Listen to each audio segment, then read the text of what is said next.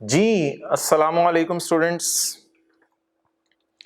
इससे पहले कि कैफ 6 के बारे में हम कोई डिस्कशन करें तो भाई वो क्या खबर आई है 11 तारीख से होगा ना, 11 अप्रैल। तो 11 अप्रैल से फिजिकल क्लासें शुरू होंगी। तो अब जो हजरात फिजिकल वाले हैं मेरे भाई, अ, उनको साथ साथ चलना पड़ेगा यार क्लासों में।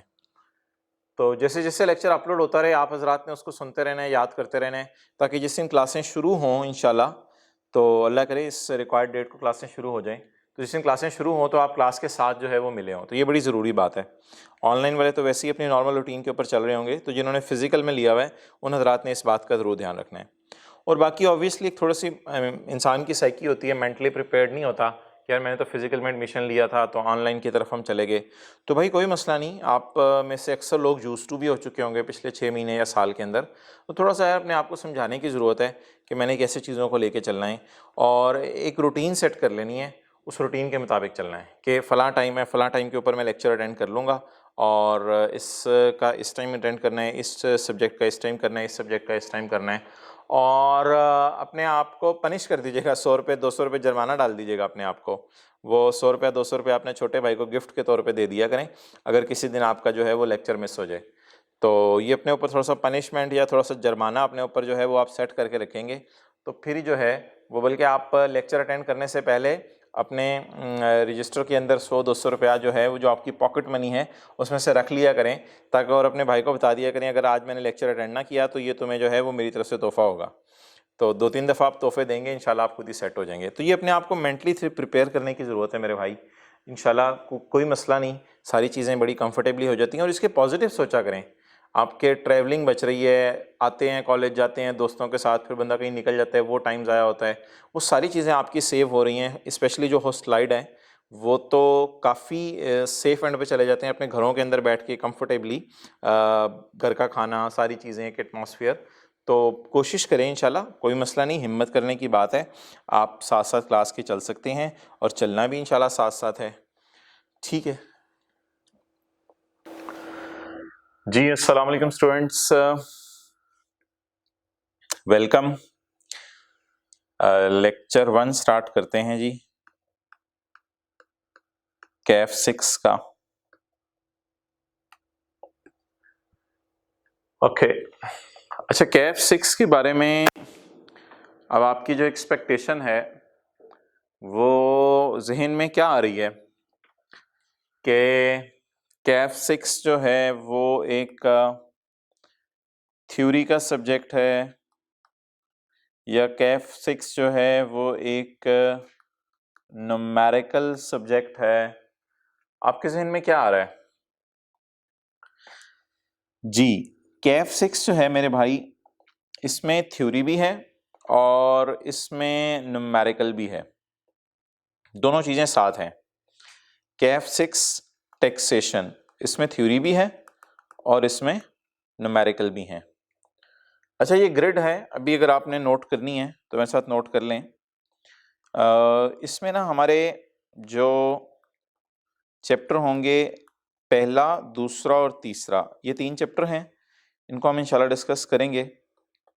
फिर एक पोर्शन है, ये थोड़ा सा इंट्रो के चैप्टर हैं, पहले 2-3। इंट्रो से मुराद इंट्रोडक्शन टू अकाउंटिंग नहीं, टैक्स की इंट्रोडक्शन के बारे में।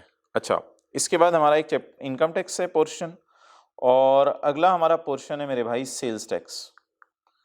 तो एक्चुअली भाई ये हमारे 3 पोर्शंस हैं ओवरऑल सिलेबस में। अब इन 3 पोर्शंस में अगर मैं बात करूं कि कितने नंबर का पेपर आता है, तो इसके लिए मेरे भाई इनकम टैक्स जो है वो, ये जो पहले 3 चैप्टर हैं इनमें 8 से 10 नंबर का पेपर आ जाता है। इनकम टैक्स में से कुछ पोर्शन जो है वो थ्योरी का आता है और कुछ पोर्शन मेरे भाई न्यूमेरिकल आता है। इसी तरह सेल्स टैक्स में से कुछ पोर्शन आपका थ्योरी का आता है और कुछ पोर्शन आपका न्यूमेरिकल का आता है। ओके, ये जो इनकम टैक्स में से थ्योरी और न्यूमेरिकल आता है ना, ये कोई अप्रोक्सीमेटली ओवरऑल आप इनकम टैक्स में से लगा लें, सेल्स टैक्स में ओवरऑल 30 मार्क्स का पेपर आ जाता है, इनकम टैक्स में से 60 मार्क्स का पेपर आ जाता है, तो 30 प्लस 60 प्लस 10 ये आपके टोटल 100 मार्क्स बन जाते हैं। तो ये जो 100 मार्क्स बन जाते हैं, इसमें इस 60 में, जो ये वाला 60 है, इसमें से जो थ्योरी आती है अप्रॉक्सीमेटली वो आपको 25 से 30 नंबर की आती है, और न्यूमेरिकल भी 25 से 30 नंबर के आ जाते हैं। और जहाँ तक सेल्स टैक्स का ताल्लुक है, तो सेल्स टैक्स के अंदर मेरे भाई आपकी जो थ्योरी आती है वो वही 15 से 18 नंबर की थ्योरी आ जाती है, 15 से 18 या 20 नंबर का न्यूमेरिकल आ जाता है। तो ये तकरीबन इक्वली डिस्ट्रीब्यूटेड है। तो if you want to note it down, you can note, ये हमारे ओवरऑल सिलेबस का एक व्यू है, नोट कर लें।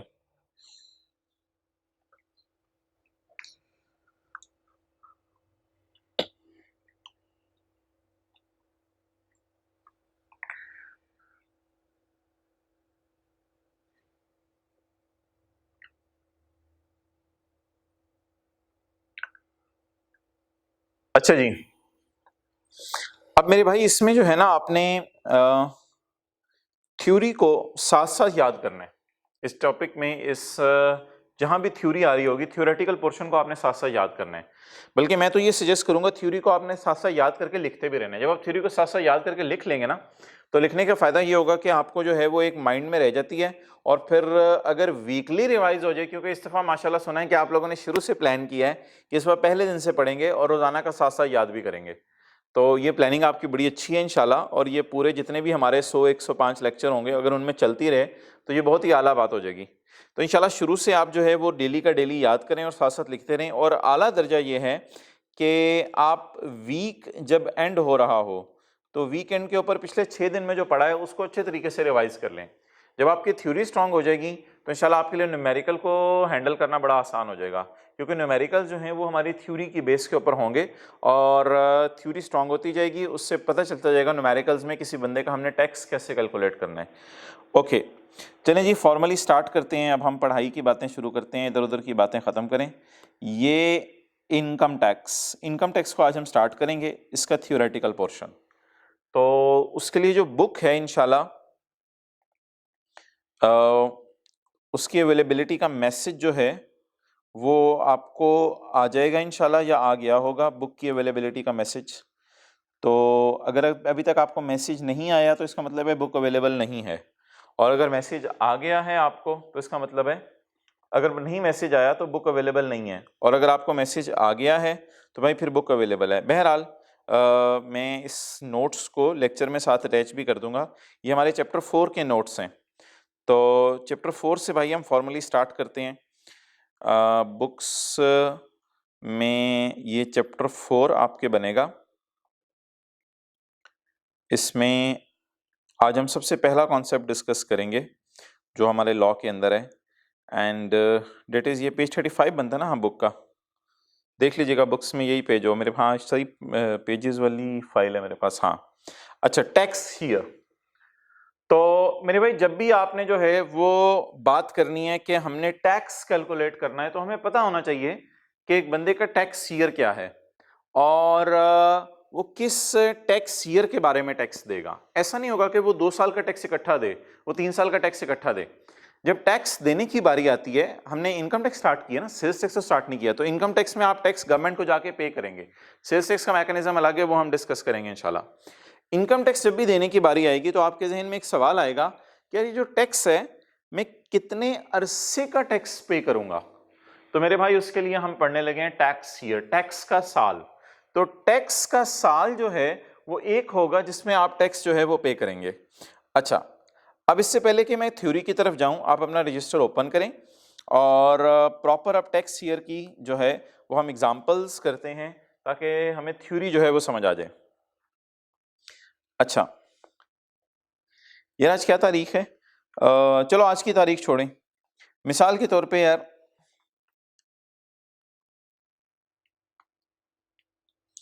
ये तारीख है जी 1 जुलाई 2021। ये तारीख है जी 1 जुलाई 2021। ये मैंने आपके सामने टाइमलाइन बनाई है, 1 जुलाई 2021।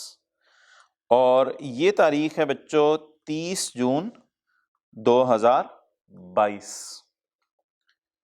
तो 1 जुलाई 2021 और 30 जून 2022 के दरमियान बताओ कितने महीने बनते हैं? ऑब्वियसली सर 12 महीने। जुलाई से हम शुरू करेंगे। तो देखो, जुलाई, अगस्त, सितंबर, अक्टूबर, नवंबर, दिसंबर, जनवरी, फरवरी, मार्च, अप्रैल, मई एंड जून। तो ये आप देखें मेरे भाई, जुलाई से लेके जून तक हमारे जो 12 महीने बनते हैं इनको कहते हैं टैक्स ईयर। इनको कहते हैं टैक्स ईयर। ओके, अब आपके जहनों में एक सवाल आ रहा होगा कि सर अगर आप कैलेंडर ईयर यूज कर लेते तो हमें जरा एग्जांपल बेहतर तरीके से समझ आ जाती, क्योंकि कैलेंडर ईयर हमने अकाउंटिंग में बहुत यूज किया हुआ है। अच्छा, एक बात मैं जरूर करता चलूं कि कैफ 6 में आने से पहले कैफ 1 का आपका पढ़ा होना बेहतर है। ऐसा ना हो कि आपने कैफ 1 और कैफ 6 इकट्ठा उठाया हो, वो थोड़ा सा आपके लिए जरा रिस्की हो जाएगा। हाँ, अगर कैफ 1 आपने एक दफा पढ़ लिया हुआ है, पेपर नहीं दिया किसी वजह से, तो फिर ठीक है, फिर आप कैफ 6 में आ जाएं। लेकिन कैफ 1 का थोड़ा बहुत लिंक जो है कैफ 6 से जरूर है। अकाउंटिंग की बेसिक नो हो होनी चाहिए टैक्स पढ़ने से पहले। तो मैं ये अज्यूम कर रहा हूं कि आप में जितने लोग क्लास अटेंड कर रहे हैं वो कैफ 1 का सिलेबस पढ़ चुके हैं। किसी वजह से पेपर नहीं दे सके वो अलग बात है, लेकिन कैफ 1 का सिलेबस एक दफा पढ़ चुके हैं।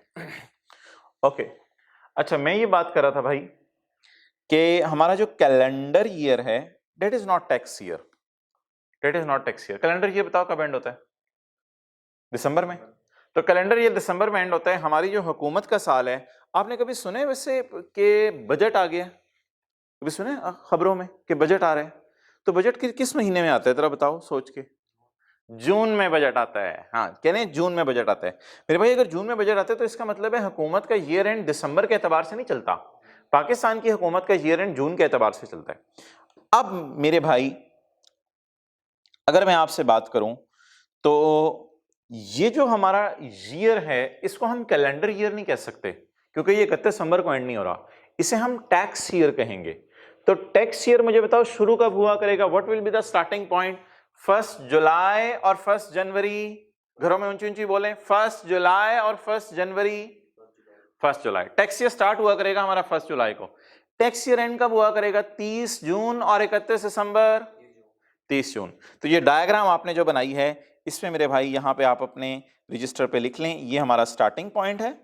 स्टार्टिंग पॉइंट मींस 1 जुलाई और ये हमारा एंड पॉइंट है। एंड पॉइंट से मुराद क्या है? बोलो बोलो बोलो, 30 जून। तो ऐसा साल जो 1 जुलाई को शुरू हो, 30 जून को खत्म हो, इस साल को कहा जाता है, बोलो क्या नाम है इस साल का? Tax year. अच्छा, कैलेंडर ईयर नहीं है, ये टैक्स ईयर है। अब अगला सवाल इसमें मेरे भाई ये राइज होगा कि ये जो टैक्स ईयर है, तो एक डॉक्टर साहब हैं, उनकी क्लिनिक है। अब वो आपसे आके पूछते हैं यार मैंने टैक्स जमा कराना है। आप सबसे पहले उनको बताएंगे कि आप अपने अकाउंटिंग रिकॉर्ड्स को इस तरह मेंटेन करें कि 1 जुलाई से 30 जून का प्रॉफिट आप अपना कैलकुलेट कर लिया करें। आपकी क्लिनिक है, आप खुद क्लिनिक चला रहे हैं, आप एक बिजनेस कर रहे हैं, आपने मुख्तलिफ डॉक्टर्स और नर्सेस को हायर किया हुआ है और आप एक प्रॉपर क्लिनिक का सेटअप चला रहे हैं। तो आपने जो अपने अकाउंटिंग रिकॉर्ड्स बनाने हैं वो 1 जुलाई से 30 जून तक के बनाने हैं, ताकि इस एतबार से आप गवर्नमेंट को टैक्स जमा करा सकें। क्लियर? अच्छा, अब यार मुझे ये बताओ कि जो टैक्स ईयर होगा इसका नाम क्या रखेंगे? यानी इसको क्या कहेंगे? इसको टैक्स ईयर 2021 कहें या टैक्स ईयर 2022 कहें? देखो, अब दो राय आ सकती हैं। कुछ कहेंगे कि टैक्स ईयर 2021 नाम रख दें क्योंकि शुरू 2021 में हो रहा है, कुछ कहेंगे 2022 नाम रख दें। तो मेरे भाई उसमें हमारे लॉ ने बड़ी आसानी कर दी। हमारे लॉ ने कहा यार आप देखो एंड पॉइंट कहां फॉल कर रहा है। एंड पॉइंट बताओ 22 के कैलेंडर में फॉल करे या 21 के कैलेंडर में? 22 के कैलेंडर में। तो कंक्लूजन ये निकला कि आप एंड पॉइंट देखा करेंगे। एंड पॉइंट 30 जून हुआ करेगा ऑब्वियसली, वो उसके साथ 2022 लिखा हुआ है, तो इसलिए इसका नाम हम रख दिया करेंगे टैक्स ईयर 2022। इसका नाम हम क्या रख देंगे? Tax year 2022। तो अब मुझे बता दो सारी डिस्कशन का जो हमारा कंक्लूजन निकला है, वो कंक्लूजन क्या निकला है? सारी डिस्कशन का जो हमारा कंक्लूजन निकला है, वो कंक्लूजन क्या निकला है कि अगर एक बंदा कहता है कि 1 जुलाई 2021 को जो साल शुरू हो रहा है और 30 जून 22 को वो साल खत्म हो रहा है, उसका हम नाम क्या रखेंगे? Tax year. बोलो बोलो बोलो, 2022। अगर मैं यहां पे एक लाइन लगा दूं बीच में आपके समझने के लिए, तो ये अच्छा, अगला नोट नहीं करना अभी, अगला मुझे जवाब देना। अगर एक बंदा कहता है कि यार मेरा साल शुरू हो रहा है 1 जुलाई 2022 को, समझ आ रही है? 1 जुलाई 22 को, और मेरा साल खत्म हो रहा है 30 जून 2023 को। अब मुझे बता दो क्या कहानी बनेगी? अब मेरे ख्याल से कुछ ऐसी कहानी बनेगी, इसको मैं जरा छोटा करके लिख दूं इधर, 30 जून 22। अच्छा, अब ये जो अगला आएगा 30 जून, ये कौन सा 30 जून होगा? 30 जून 2023। अच्छा, अब मुझे बता दो इसे कौन सा टैक्स ईयर कहेंगे? ये 1 जुलाई 22 को शुरू हो रहा है और 30 जून 23 को खत्म हो रहा है। सोच के बताओ इसे कौन सा टैक्स ईयर कहेंगे? टैक्स ईयर 2022 कहेंगे? Still no. एंड पॉइंट किस साल में फॉल कर रहा है? 23 के साल में। तो इसका नाम बोलो क्या रखेंगे? Tax year 2023। Tax year 2023। अच्छा, अब आप हजरात जो है वो नोट कर लें। अच्छा, इधर मुझे जरा बता दो, मैं इधर क्या लिख दूं? ये मुझे बताओ इधर क्या लिखूं? ये कौन सा साल बना हमारा? 2022। और जो शुरू 22 में हो और खत्म 23 में हो, टैक्स ईयर 2023। चलें जी, अब आप हजरात जो है वो इसको नोट कर लें। ये तो आपके सामने डायग्राम है समझने के लिए। ये असल मेन बात है जो नीचे लिखी हुई है, कंक्लूजन। इसमें मैंने क्या लिखा है? पीरियड। इस 12 महीने के पीरियड का टैक्स ईयर का नाम ये है। टैक्स ईयर को डिनोट कैसे करना है? टैक्स ईयर को डिनोट कैसे करना है? 2022 से और 2023 से। नोट करें जी।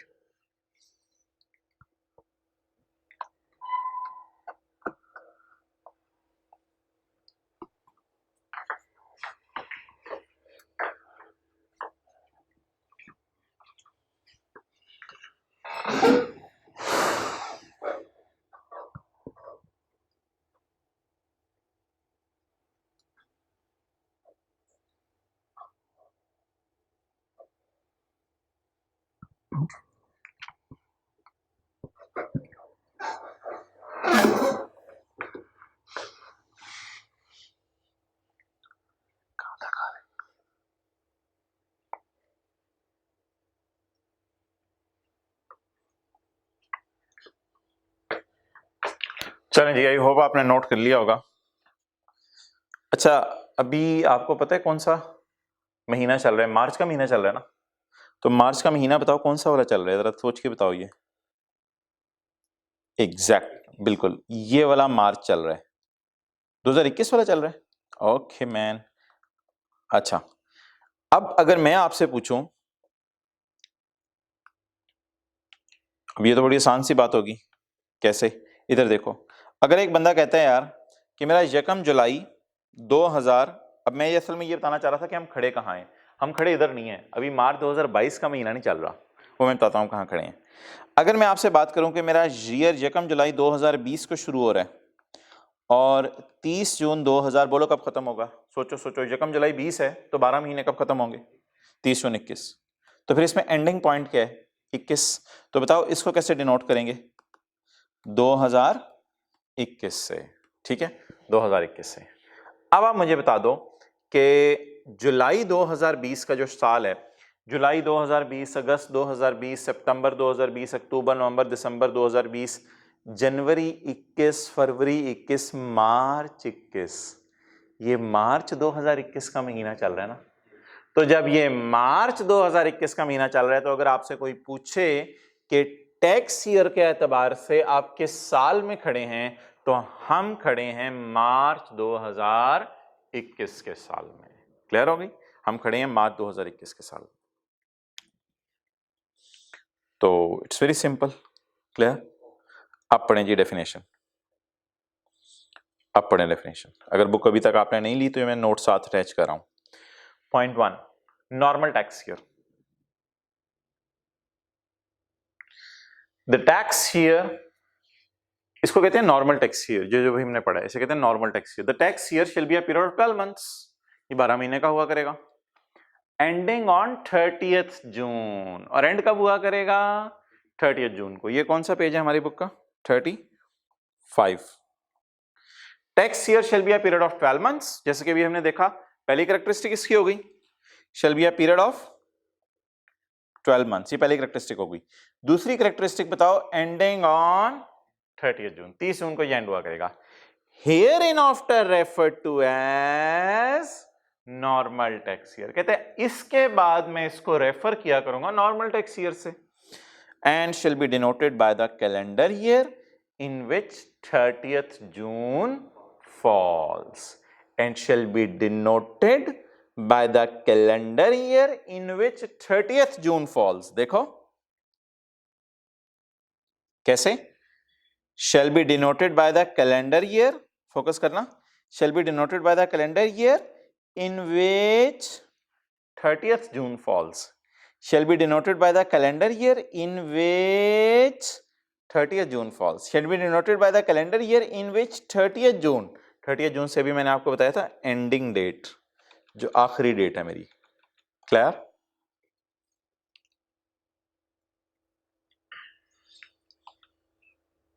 अच्छा, ये calendar year is a year which ends on 31 दिसंबर, ये बात याद रखना। ये लेकिन ये मैंने यहां इसलिए नहीं लिखी कि ये टैक्स ईयर की डेफिनेशन दे रहा हूं आपको। इसको आप काटना चाहें काट सकते हैं, ये तो आपके समझने के लिए लिखी है कि कैलेंडर ईयर का टैक्स ईयर से कोई ताल्लुक नहीं है। कैलेंडर ईयर का टैक्स ईयर से कोई ताल्लुक नहीं है। तो हमारे लिए जो टैक्स ईयर है वो क्या है, वो पढ़ो। The tax year shall be a period of 12 months ending on 31 December, नहीं, ending on 30th June, and shall be denoted by the calendar year in which 30th June falls. तो बताओ कौन से कैलेंडर में 30th जून fall कर रही है? 22 के कैलेंडर में 30th जून फॉल कर रही है या 21 के कैलेंडर में 30th जून फॉल कर रही है? 22 के कैलेंडर में, इसलिए इसको टैक्स ईयर 2022 कहेंगे। टी वाई जरूर लिखने अपने समझने के लिए। T Y tax year 2022, tax year 2023, tax year 2021। Okay, अच्छा चलें जी।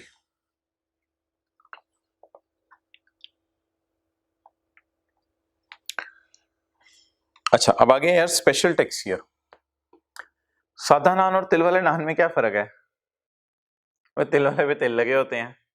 अच्छा, एक नॉर्मल करके नान लगता है और एक स्पेशल करके नान लगता है। अच्छा, इसी तरह हमारे जो टैक्स ईयर हैं वो नॉर्मल भी हैं और स्पेशल भी हैं। ओके, इसको अब आपने ना बड़े गौर से समझना है कि नॉर्मल और स्पेशल में क्या फर्क है।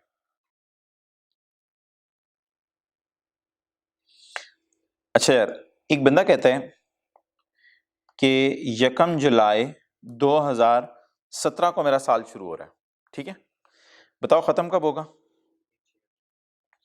30/6/18 को।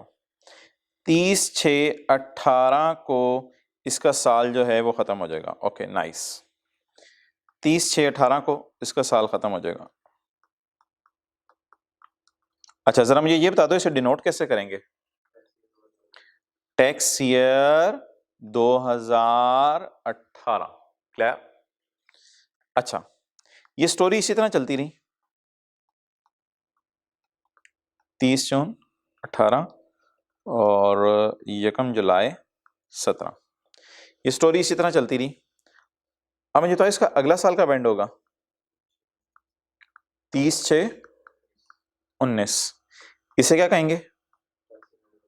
Tax year 2019। अच्छा, अभी इसका नाम क्या पढ़ के आए हैं जो साल 1 जुलाई को शुरू हो 30 जून को खत्म हो? Normal tax year. क्या नाम पढ़ के आए हैं? Normal tax year. ओके, अच्छा यार, इस बंदे ने गवर्नमेंट से रिक्वेस्ट की कि मेरी जो पेरेंट कंपनी है ना, पेरेंट कंपनी मिसाल के तौर पे बाहर के मुल्क में जो कंपनी जिसने मेरे को शेयर वगैरह खरीदे हुए हैं, मेरी को पेरेंट कंपनी है।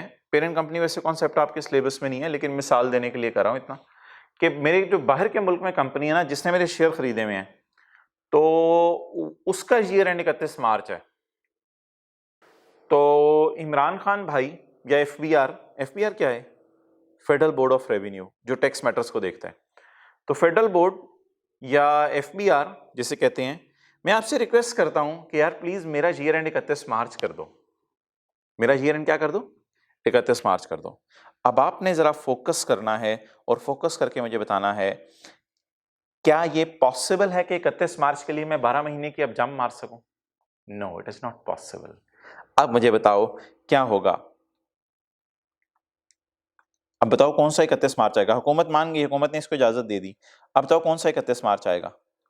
सोचो सोचो सोचो। 31 मार्च 19 नहीं यार, 31 मार्च 19 ना बोलो। 31 मार्च 19 तो यहाँ खत्म हो चुके हैं। मैं 30 जून 19 को जाके हुकूमत को रिक्वेस्ट की कि यार हुकूमत, मेरा दिल चाहता है अब से ना ईयर एंड मार्च ही कर दो। तो अब सोचो, जुलाई अगस्त सितंबर अक्टूबर नवंबर दिसंबर गुजरेगा, फिर जनवरी फरवरी मार्च आएगा। आप जरा कैलेंडर विजुअलाइज करो। कैलेंडर विजुअलाइज करके सोचो कि 30 जून 19 के बाद 31 मार्च 19 नहीं आ सकता, वो तो इससे पहले आ चुका है। हाँ, गुड, एक्सेलेंट। अब मेरे भाई हुकूमत ने इसको इजाज़त दे दी, 31 मार्च 2020 इसका ईयर एंड बन जाएगा अब। लेकिन ये 12 महीने का नहीं है, ये 12 महीने का नहीं है। अच्छा, ये कितने महीने थे?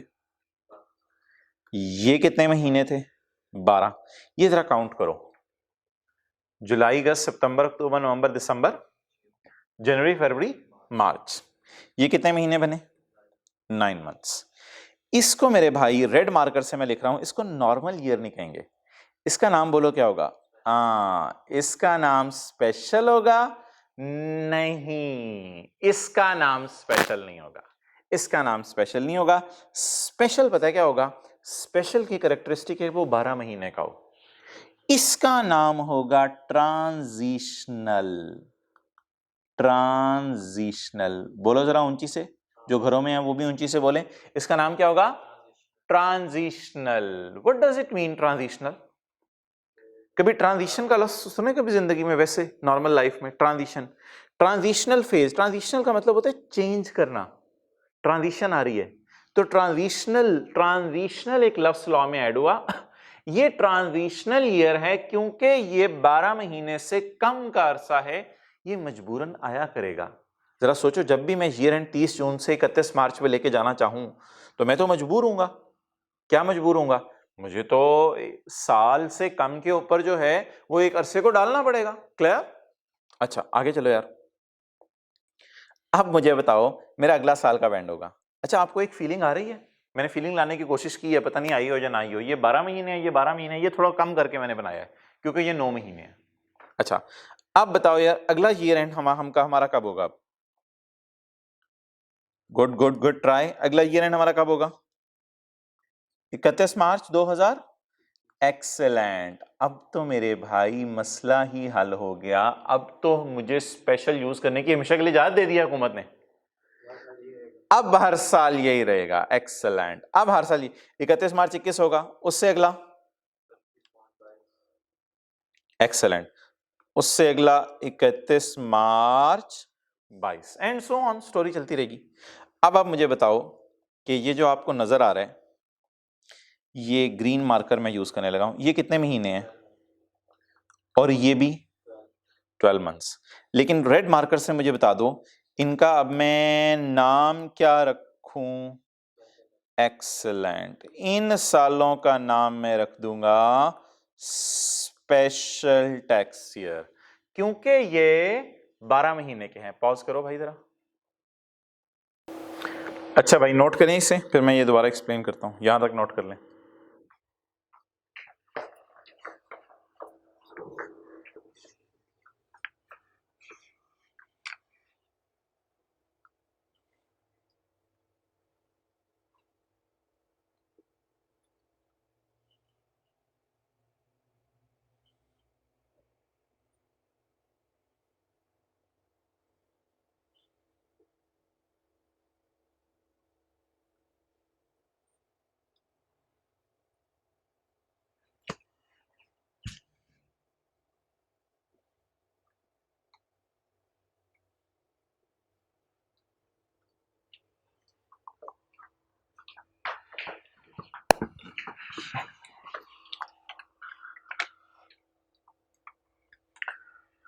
जी हजरात, कर लिया नोट? अच्छा, अब यार मुझे ये बताओ, ये जो 12 महीने चले हैं ये कब एंड हुए हैं? 30 जून 18 को, तो इनको हमने नॉर्मल कह दिया। फिर ये जो 12 महीने चले हैं ये कब एंड हुए हैं? 30 जून 19 को, इसलिए हमने इसको क्या कह दिया? नॉर्मल। अब जरा सोचो 30 जून के बाद कौन सा 31 मार्च आ रहा है? 30 जून 19 के बाद 31 मार्च 20। इसलिए मेरे भाई इस 9 महीने को हमने क्या नाम दे दिया? बोलो बोलो बोलो बोलो बोलो, ट्रांजिशनल फेज। और अब मेरे ख्याल से ये वाला मसला हमें नहीं होगा, क्योंकि 31 मार्च 19 आ गया। अब जो 12 महीने होंगे 31 मार्च 20 आ गया, 31 मार्च 21, 31 मार्च 22 में नॉर्मल तरीके से हमारा सर्कल चलता रहेगा। अब आप मुझे बताओ कि ये वाला जो अरसा है, ये और ये कौन सा अरसा है? Special tax year. ये कौन सा अरसा है? Special tax year. तो येलो मैंने यूज किया, स्काई ब्लू यूज किया, ऑरेंज यूज किया आपको बताने के लिए। तो कैरेक्टरिस्टिक इनमें असल क्या है कि 12-12 महीने यहाँ पे आ रहे हैं, ठीक है, तो इसलिए इनका नाम स्पेशल है और उसका ट्रांजिशनल है। ओके, एक मसला अब रह गया यार, एक मसला रह गया, वो आपने पूछा नहीं, इनको डिनोट कैसे करना है? इनको डिनोट कैसे करना है वो मैं आपके सामने कर देता हूं। ये रिदम बन गया, normal normal transitional special special, 12-12 9 12-12, ये बात समझ आ गई? अच्छा, अब आप मुझे सोच के बताओ कि इसकी क्लोजिंग डेट कहां फॉल कर रही है? इसकी क्लोजिंग डेट कहां फॉल कर रही है? 30 जून 18 को। तो बता दो एंडिंग पॉइंट 18 के कैलेंडर में है, तो इसे क्या कहेंगे? Tax year 2018। लेकिन कौन सा वाला 2018? नॉर्मल। अच्छा, इसकी डेट कब एंड हो रही है? 30 जून 19 को। यहां पे एग्जैक्ट खड़े हैं, तो 30 जून 19 का कैलेंडर को 19 से डिनोट करेंगे, इसलिए इसका नाम बोलो एक्सीलेंट टैक्स ईयर 2019। अच्छा, इसकी तारीख कब फॉल कर रही है? एक्सीलेंट 31 मार्च 20। एंडिंग, एंडिंग, स्टार्टिंग नहीं, एंडिंग देखो 31 मार्च 20। इसे कैसे डिनोट करेंगे? Tax year 2020। क्लियर? अच्छा जी, इधर बोलो 31 मार्च 21, तो एंडिंग डेट 21, तो टैक्स ईयर 2021। और इसकी एंडिंग डेट बोलो 31 मार्च 2022, तो इसको क्या कहेंगे? Tax year 2022। Got it? ये टैक्स ईयर 2022। क्लियर? 2018 19 20 21 22। चलें जी, नोट कर लें how we will denote it.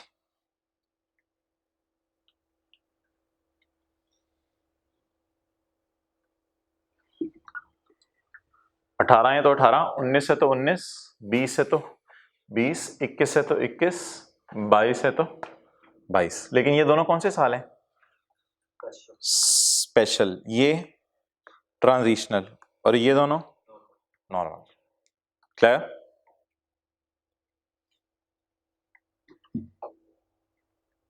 चलें जी आगे मूव करें। ओके,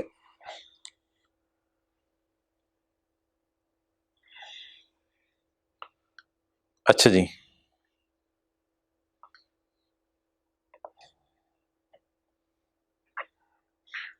भाई वो रिवाइंड करके नोट कर लें अगर किसी ने नोट नहीं किया था अभी तक। तो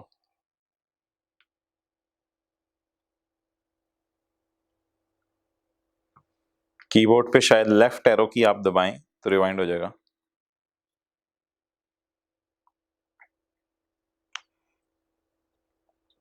अब तो फिजिकल ऑनलाइन सभी ऑनलाइन चल रहे हैं।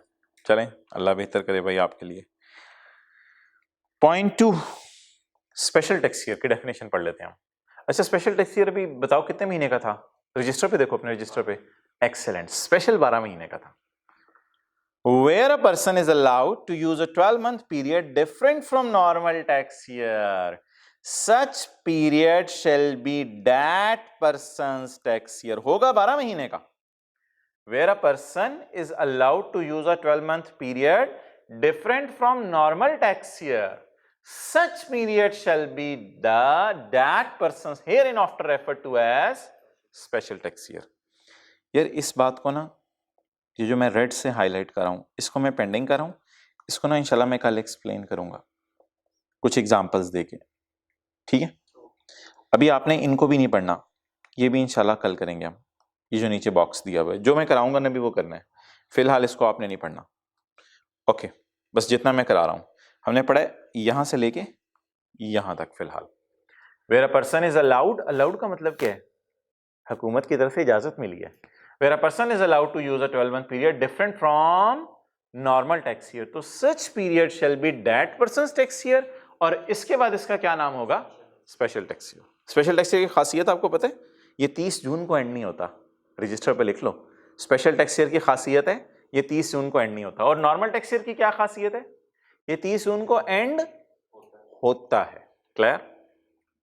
अच्छा, अब अगली चीज बताओ यार कि ये आपको क्या फीलिंग आ रही है कि इजाजत किससे लें।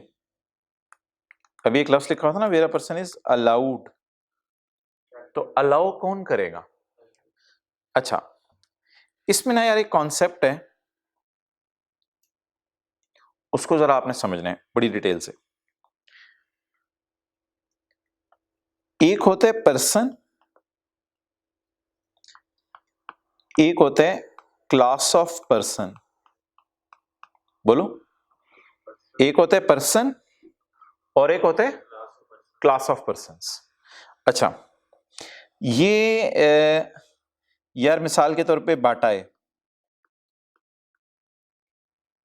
बाटा कंपनी, ये क्या है, person. All medicine manufacturing company, नहीं गलत बोला है, all medicine manufacturing companies, companies, ये क्या है बाटा कंपनी, पर्सन। और ऑल मेडिसिन मैन्युफैक्चरिंग कंपनीज क्या है, class of person, class of person. मैं बोलूं राइज कॉलेज, तो ये क्या है, आपको पता है कंपनी आर्टिफिशियल पर्सन होता है। अच्छा, राइज कॉलेज ये क्या है, पर्सन। अच्छा, सीए के कॉलेज, सीए के सारे college, class of person. CA कराने वाले जितने भी कॉलेज हैं, class of person. Got it. Person एक बंदे की, एक कंपनी की बात हो रही होती है। अगर एक कंपनी की बात करूं तो वो पर्सन है, और अगर ज्यादा कंपनीज की बात करूं तो वो क्लास ऑफ पर्सन है। अच्छा जी, होंडा एटलस कार क्या है, पर्सन। और ऑटोमोबाइल इंडस्ट्री के अंदर जितनी कंपनीज हैं, होंडा, टोयोटा, सुजुकी, ये क्या है, किया, ये क्या है, क्लास ऑफ पर्सन। अच्छा यार, अगर एक पर्सन ने अपना टैक्स ईयर चेंज कराना है ना, एक पर्सन ने, तो ये टैक्स ईयर चेंज कराने के लिए जाएगा कमिश्नर के पास, ठीक है, कि मेरा दिल चाहता है मेरा नॉर्मल टैक्स ईयर ना हो, मेरा स्पेशल टैक्स ईयर हो। और अगर एक क्लास ऑफ पर्सन ने टैक्स ईयर चेंज कराना है तो ये जाएंगे एफबीआर के पास। अब बताओ एफबीआर और कमिश्नर में फर्क क्या है। एफबीआर तो पूरा इदारा है, कमिश्नर तो एफबीआर का एम्प्लॉय है। एक एम्प्लॉय किस हैसियत रखता है, तो कमिश्नर तो एफबीआर में एक एम्प्लॉय की हैसियत रखता है। वो एफबीआर से मुराद आप क्या करेंगे, एफबीआर में भाई उसके चेयरमैन के पास आपको जाना पड़ता है, और वो फिर और बात है। एफबीआर से यहाँ क्या मुराद है, आपके सिलेबस में बस इतनी सी बात समझ लें कि एफबीआर के इदारे के पास अगर आप जाएंगे, मिसाल के तौर पे सारी ऑटोमोबाइल इंडस्ट्री, सारी गाड़ी बनाने वाली कंपनीज जाके कहती हैं हुकूमत को कि यार हमारा साल बदल दो एफबीआर को, तो एफबीआर के चेयरमैन और सारी टीम बैठेगी, फिर वो डिसाइड करेंगे कि इनका साल बदलना है या नहीं। इससे ज्यादा तफसील हमारे स्कोप में नहीं होगी। आपने ये नहीं सोचना अगर इधर ऐसा होता तो क्या होता, जितनी तफसील सिलेबस में अल्हम्दुलिल्लाह आपको पढ़ाई जा रही होगी, आपने कुछ ज्यादा, ये सारी 4-5-6 कंपनी, सारी कंपनी जितनी होंगी वो मिलके जाएंगी एफबीआर के पास, और एफबीआर को कहेंगी कि यार हमारा टैक्स ईयर बदल दो। लेकिन अगर एक बंदे ने अपना टैक्स ईयर बदलवाना है तो वो फिर कमिश्नर के पास चला जाए, वो फिर पूरे एफबीआर की टीम के पास जाना है। ये एफबीआर से मुराद यहाँ एफबीआर की टीम है, असल में पूरी टीम बैठ के, कमेटी बैठ के डिसाइड करेगी। तो ये मेरे भाई फर्क है दोनों चीजों के अंदर। क्लियर? तो you can note it down. पहली तो बात है, पर्सन कौन है, single person. Class of person more than one person. इन्होंने टैक्स ईयर चेंज कराना है कमिश्नर के पास चले जाएं, इन्होंने टैक्स ईयर चेंज कराना है एफबीआर के पास चले जाएं, ठीक है। अच्छा, जब ये एफबीआर के लेवल पे आप जाकर टैक्स ईयर चेंज करा लेते हैं ना, तो फिर ना यहाँ पे एक छोटी सी तफसील है, वो ये है कि एफबीआर फिर ना इसको ऑफिशियल गजट में, मैं कमिश्नर वाले सिनेरियो की बात नहीं कर रहा, गजट के स्पेलिंग अभी देख लेते हैं। एफबीआर इसको ऑफिशियल गजट में प्रिंट करा देते हैं। ऑफिशियल गजट ना एक डॉक्यूमेंट है जो, कभी आपने सुना गजट छापा है हुकूमत ने? नहीं सुना। गजट छापा है हुकूमत ने, गजट का लफ्ज लिखना गूगल पे। गजट एक पूरा डॉक्यूमेंट होता है 50-60 सफ़ों का, जिसमें हुकूमत ने जो जो बड़े बड़े स्टेप्स लिए हैं ना मुल्क में, वो सारे उसके ऊपर लिख देती है। तो गजट आप समझ लो बजट जैसी कोई चीज है। बजट में जो, बजट का लफ्ज तो सुना होगा ना, बजट में जो चेंजेस वगैरह आती हैं वो हुकूमत गजट में छाप देती है। तो हुकूमत गजट में लिख के बता देती है, गजट एक ऑफिशियल डॉक्यूमेंट है, हुकूमत गजट में लिख के बता देती है कि मेरे पास बहुत से लोग आए थे मेडिसिन बनाने वाले, उन्होंने मुझे कहा था कि मेरा टैक्स ईयर 30 जून से चेंज कर दो, तो मैंने उनको इजाजत दे दी थी। एक कमिश्नर वाले केस में गजट में छपने की कोई जरूरत नहीं है, वो एक बंदे ने आकर टैक्स ईयर चेंज करा लिया, इससे क्या फर्क पड़ता है।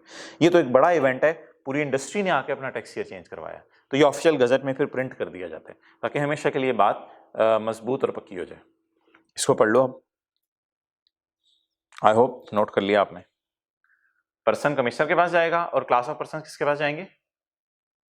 एफपीआर के पास। क्लास ऑफ पर्सन किसके पास जाएंगे? एफपीआर के पास। अब पढ़ो 2A, 2 पढ़े ना हमने अभी, 2A द बोर्ड्स। बोर्ड से मुराद इधर क्या है?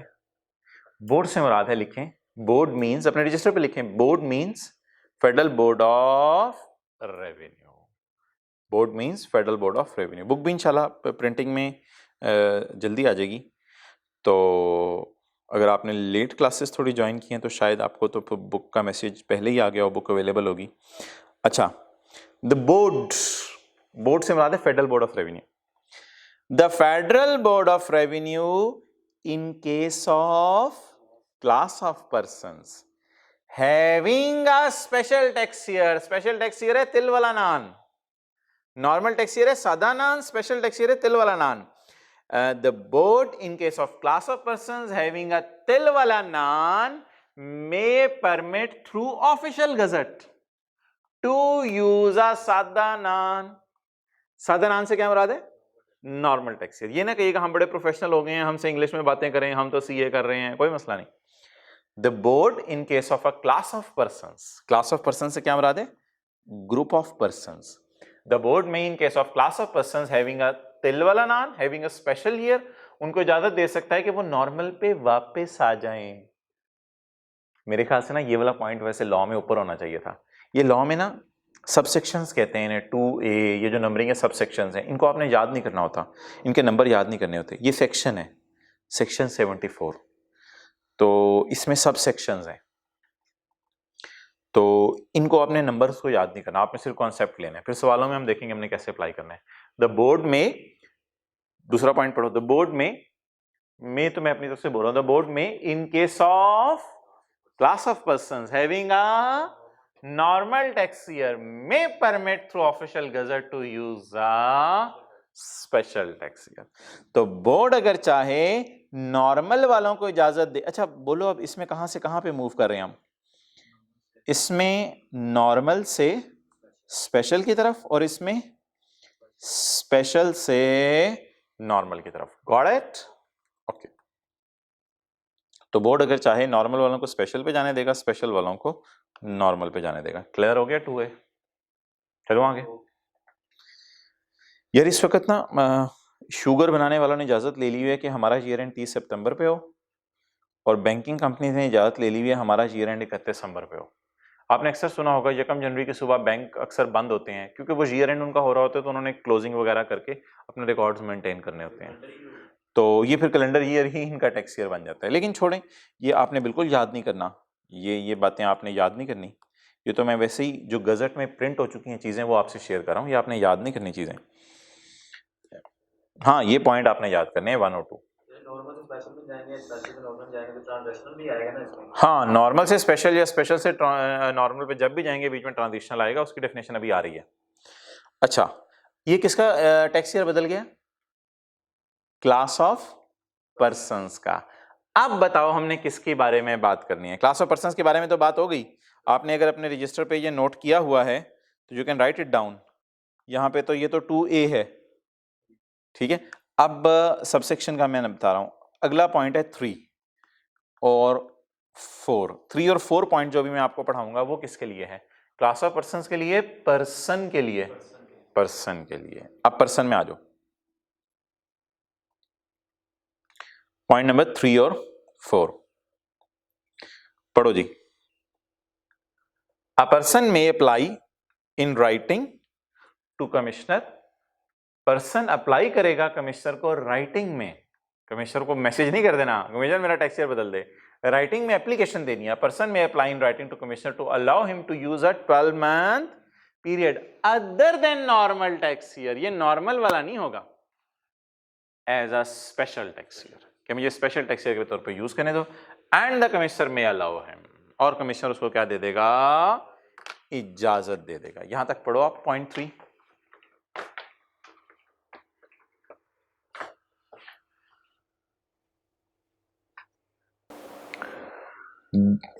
जी तो अ पर्सन से मराद है single person. A person may apply in writing to commissioner कि मुझे इजाजत दे दो, कमिश्नर अलाउ हिम, मुझे इजाजत दे दो to use a 12-month period other than normal tax year. ये नॉर्मल टैक्स ईयर नहीं होंगे, as a special tax year, special tax year के तौर पे। And the commissioner may allow him, और कमिश्नर साहब उसको इजाजत दे देंगे। The order will be passed, ये ऑर्डर पास किया जाएगा। The order will be passed by the commissioner if the condition mentioned below is fulfilled. Subsection 5 ना, अभी मैं आपको पढ़ाता हूं, ये ब्रैकेट में सबसेक्शन 5 लिखा हुआ है, इसको छोड़ें। द ऑर्डर, ऑर्डर किस चीज का? ऑर्डर लिखें यहां पे, ऑर्डर के बारे में लिखें, चेंज इन टैक्स ईयर का ऑर्डर। और चेंज इन टैक्स ईयर कौन सा? यहां पे आप लिख लें N2S, यानी नॉर्मल से स्पेशल में जा रहा है। तो a person may apply in writing to commissioner कि मुझे इजाजत दे दो 12 महीने की, जो कि other than normal tax year हैं, जो कि मेरा स्पेशल टैक्स ईयर होंगे। And the commissioner may allow him, और कमिश्नर उसको इजाजत दे देगा। द ऑर्डर ऑफ इजाजत, ऑर्डर ऑफ उर्दू लिख लिया करें यहां पे। द ऑर्डर ऑफ इजाजत will be passed by commissioner, commissioner इजाजत दे देगा if the condition mentioned below is fulfilled। below को छोड़ें, क्या है? एक शर्त पूरी करनी है आपने, फिर आपको इजाजत मिलेगी। अच्छा यार, ये जो 4 है ये 3 जैसा ही है, तो इसको पढ़ लें खुद ही।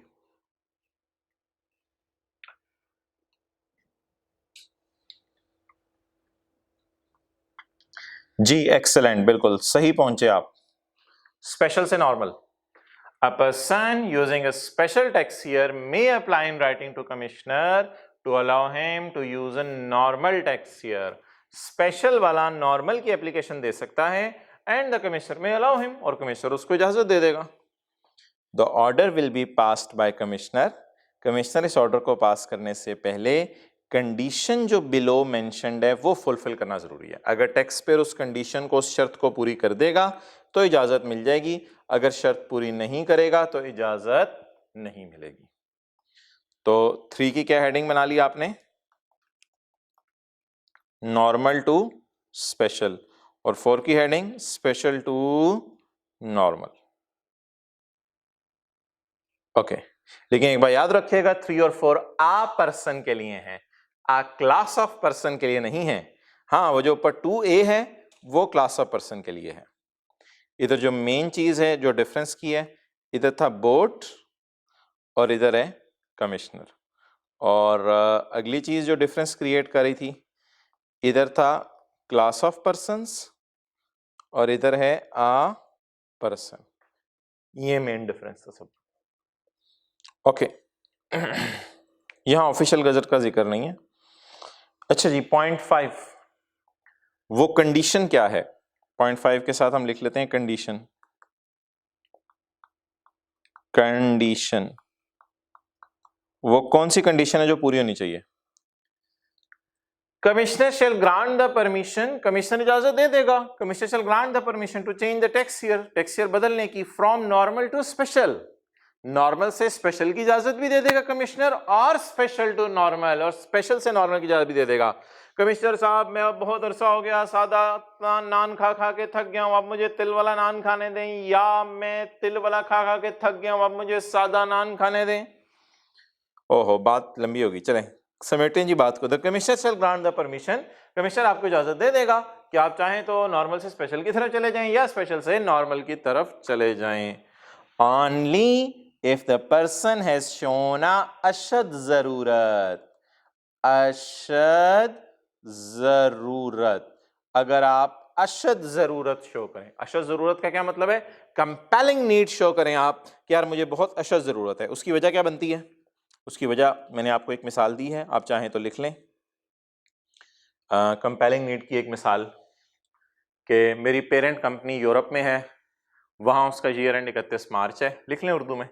कंपेलिंग नीड की एक मिसाल, कोई कंपनी कहे मेरी पेरेंट कंपनी यूरोप में है, उसका ईयर एंड 31 मार्च है, इसलिए मेरा ईयर एंड भी 31 मार्च कर दो। ये कंपेलिंग नीड है, अशद ज़रूरत है। अच्छा जी दोबारा पढ़ें। Commissioner shall grant the permission to change the tax year only if the person has shown a compelling need, अगर उसने कोई अशद ज़रूरत अपनी शेयर की है। ये आपने याद करना है सारा, ये रोजाना याद करके लिखते रहें। द कमिश्नर में इम्पोज कंडीशंस व्हाइल गिविंग इजाजत, कमिश्नर इजाजत देते हुए कंडीशंस और भी इम्पोज कर सकता है, कंडीशंस इम्पोज कर सकता है। क्या मतलब कमिश्नर इजाजत देते हुए कंडीशंस इम्पोज कर सकता है, इसका ये मतलब है कि कमिश्नर इजाजत देते हुए ये कह सकता है कि टैक्स पेयर आपको इजाजत सिर्फ 3 साल के लिए है, बस 3 साल के बाद आपको फिर दोबारा नॉर्मल पे वापस आना पड़ेगा। यूज कर लो स्पेशल, लेकिन ये इजाजत सिर्फ 3 साल के लिए है, इसके बाद आपको इजाजत नहीं मिलेगी।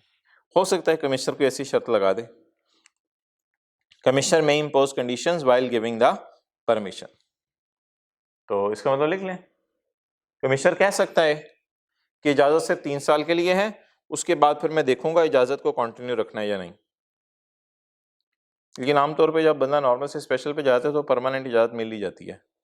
लेकिन यहाँ कमिश्नर इनकम टैक्स ने अपने हाथ में ये बात रखी है कि अगर वो चाहे तो ये बता दे।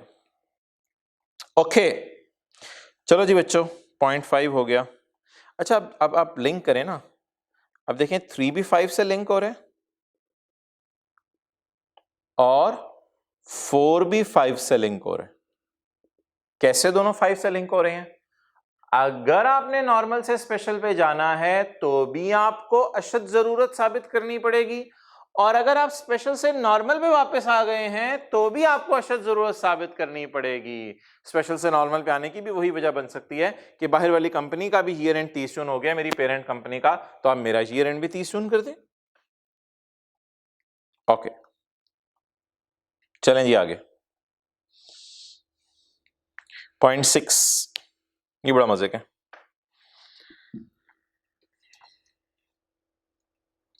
N order by commissioner of change in tax year. Change in tax year वाला ऑर्डर कौन सा था भाई, ये ऊपर 3 वाला भी हो सकता है,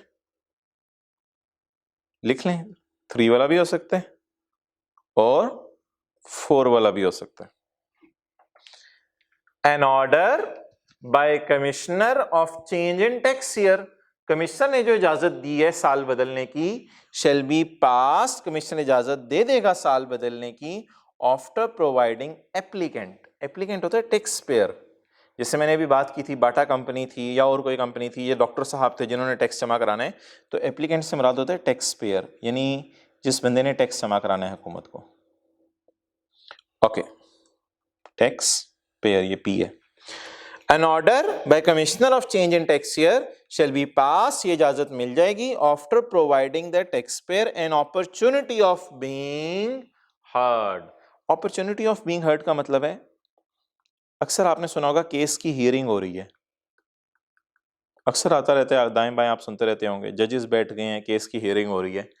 इसी तरह जब ये नॉर्मल से स्पेशल या स्पेशल से नॉर्मल जाना होता है ना, तो कमिश्नर ऑर्डर अपने कमरे में बैठे बैठे पास नहीं कर देता, आप एप्लीकेशन देते हैं, जैसे कि हमने पॉइंट 3 और 4 में पढ़ा है, आप एप्लीकेशन देते हैं, एप्लीकेशन देने के बाद कमिश्नर आपको इजाजत अगर दे तो आपको एक दफा बुलाता है, बुला के अपने दफ्तर बिठाता है, दफ्तर बिठा के आपको चाय पिलाता है, चाय पिला के कहते हैं हाँ यार आप नॉर्मल से स्पेशल पे जा रहे हो, आपने मोटी मोटी बात तो एप्लीकेशन में लिख दी है, जरा इसकी तफसील मुझे बता दो क्या है।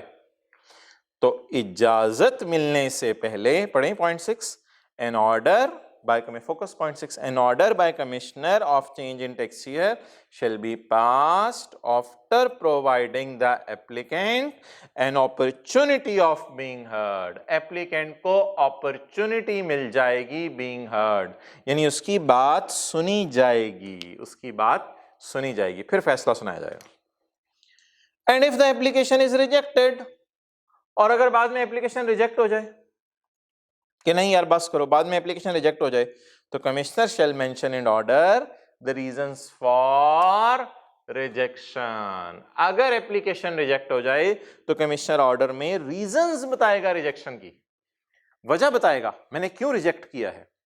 तो आम हालात में तो आपको इजाजत मिल जाती है, but if the application is rejected, rejected का क्या मतलब है, नॉर्मल से स्पेशल पे आप जाना चाहते थे, कमिश्नर ने कहा इजाजत नहीं देता, स्पेशल से नॉर्मल पे आप जाना चाहते थे, इजाजत नहीं देता।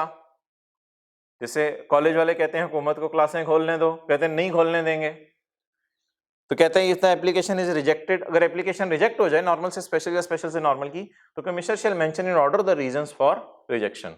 तो ऑर्डर जो आपके घर भेजेगा उसमें बताएगा यार आपने रिक्वेस्ट की थी लेकिन हमने इस वजह से आपकी रिक्वेस्ट एक्सेप्ट नहीं की और अब आपको इजाजत नहीं है, आप ना नॉर्मल से स्पेशल पे जा सकते हैं, या अगर स्पेशल वाला रिक्वेस्ट करा हो तो कमिश्नर कह सकते हैं तुम स्पेशल से नॉर्मल पे नहीं जा सकते। तो अगर इजाजत जो है वो नहीं मिलेगी तो फिर रीजंस बतानी जरूरी है, इजाजत मिल गई तो फिर क्या रीजंस बतानी, अगर कमिश्नर ने आपको इजाजत दे दी कि आप चले जाओ फिर क्या रीजंस बतानी। लेकिन इजाजत मिले ना मिले हर सूरत में एक अपॉर्चुनिटी होनी चाहिए, यानी बैठें बात करें डिस्कस करें और उसके बाद डिसीजन लिया करेगा commissioner. Okay, point 7, commissioner may by order, इसको जरा छोड़ें बात को बीच में से, अब पढ़ें, समझ आ रही है, खुद ही पढ़ लें।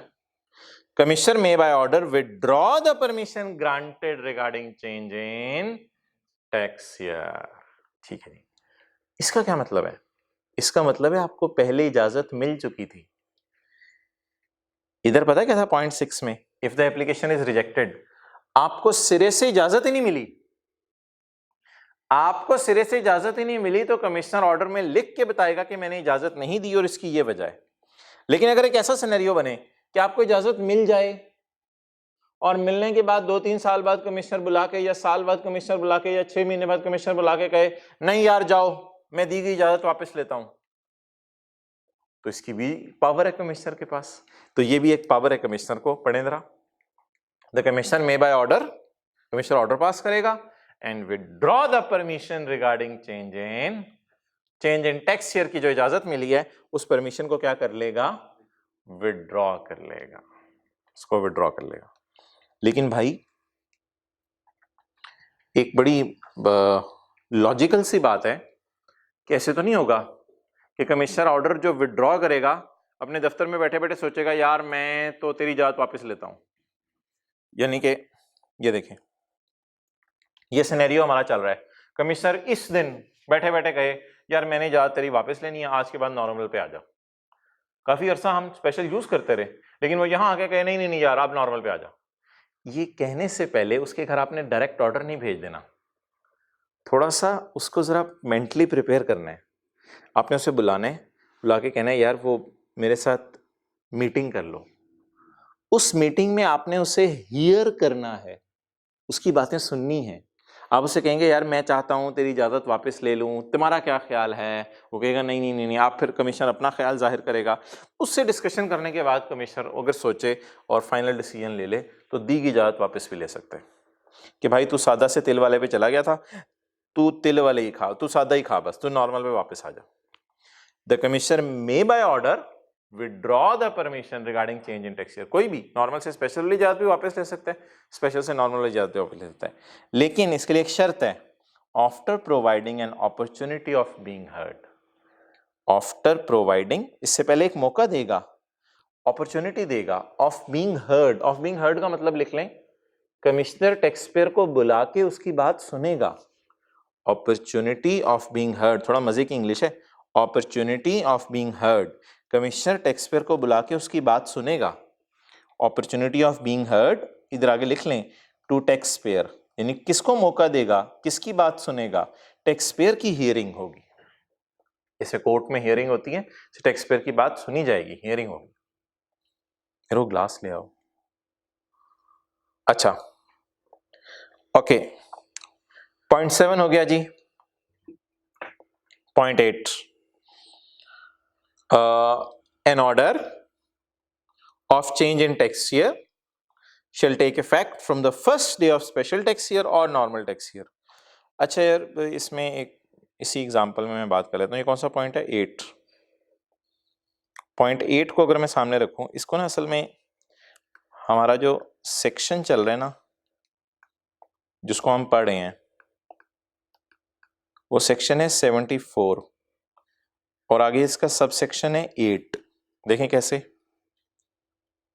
ये सेक्शन 74 है, टॉप पे लेफ्ट पे देखें, सेक्शन 74 है और चलते चलते उसका सब सेक्शन 8 है। तो सेक्शन 74 का सब सेक्शन 8 हम पढ़ रहे हैं। तो इसमें ना एक कॉन्सेप्ट है कि इफेक्टिव डेट क्या समझी जाएगी। देखें, आपने किसकी इजाजत मांगी है, आपने इजाजत मांगी है नॉर्मल से स्पेशल पे जाने की। अब अगर आपने इजाजत मांगी है नॉर्मल से स्पेशल पे जाने की, तो what will be the effective date, वो क्या डेट होगी जिस दिन से इफेक्टिव होगी इजाजत। तो भाई इसमें कुछ लोग ये बच्चे राय देते हैं क्लास में बैठे हुए कि सर इफेक्टिव डेट ये है, ये देखिएगा जरा, नजर आ रहा है,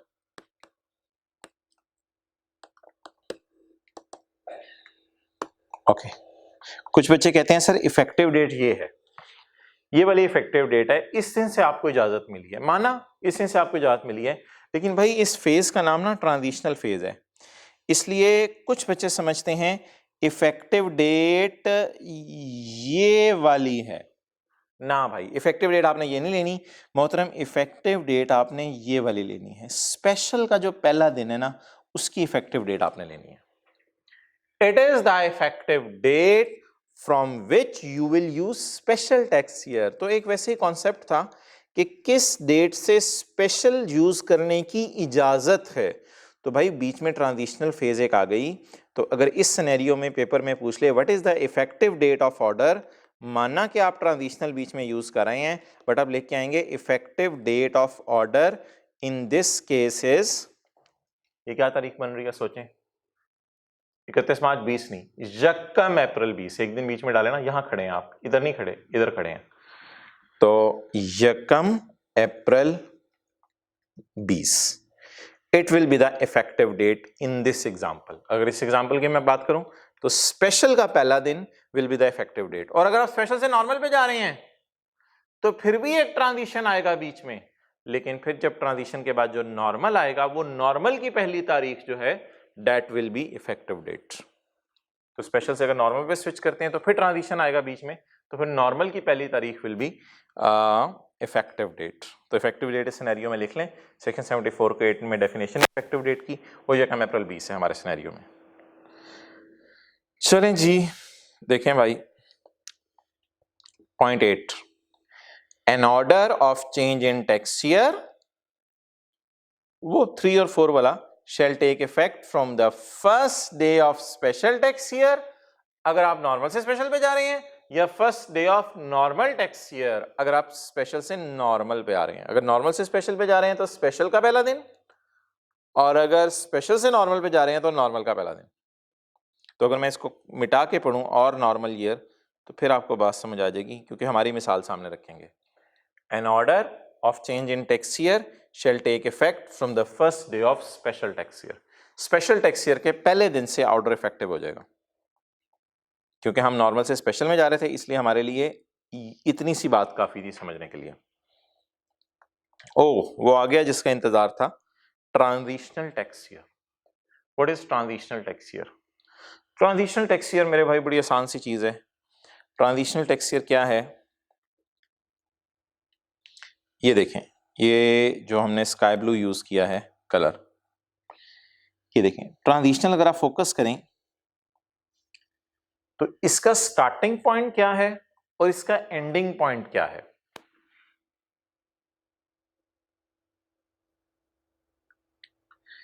transitional texture, where the texture of a person changes, जहां आपका टेक्सचर बदल जाए, the period between the end of last year prior to change, end of last year prior to change बताओ क्या है?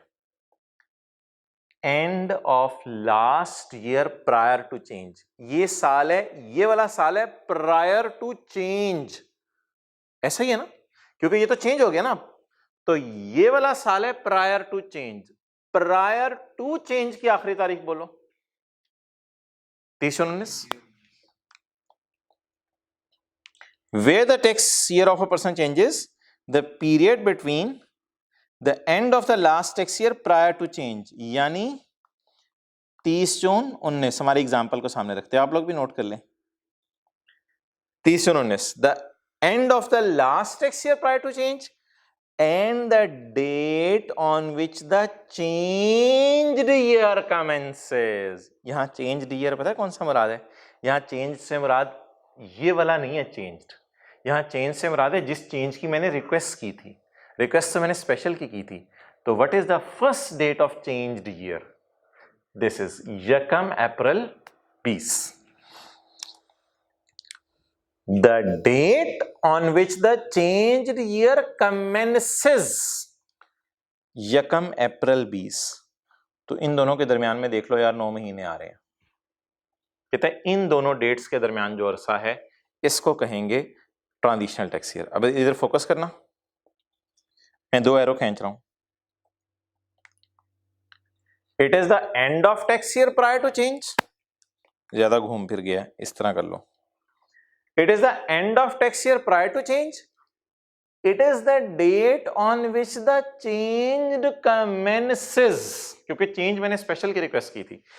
इन दोनों के दरमियान का अरसा जिसको मैंने स्काई ब्लू से हाईलाइट किया हुआ है, इन दोनों के दरमियान के अरसे को बोलो, याद कर लो ज़बानी, end of the year prior to change and the date on which the change year commences. इन दोनों के दरमियान के अरसे को क्या कहने, बोलो transitional tax year. Where the tax year of a person changes, the period between the end of last tax year prior to change and the date on which change year commences shall be treated as a separate tax year. ये लफ्ज़ भी याद रखना, separate tax year, to be known as transitional tax year। इसका नाम क्या पड़ जाएगा? Transitional tax year। Clear? ठीक है जी, it's enough for today। Point 11 हमारा रह गया, इंशाल्लाह इसको कल करते हैं। और पॉइंट 2 में भी थोड़ी सी एक डेडलाइन हमने छोड़ी थी, तो अभी नोट साथ क्लास के अटैच्ड हैं, तो आप इसको अच्छी तरह याद करें और याद करके लिखें। इंशाल्लाह कल फिर इसके पास पेपर भी करेंगे। ठीक है जी, अस्सलाम वालेकुम।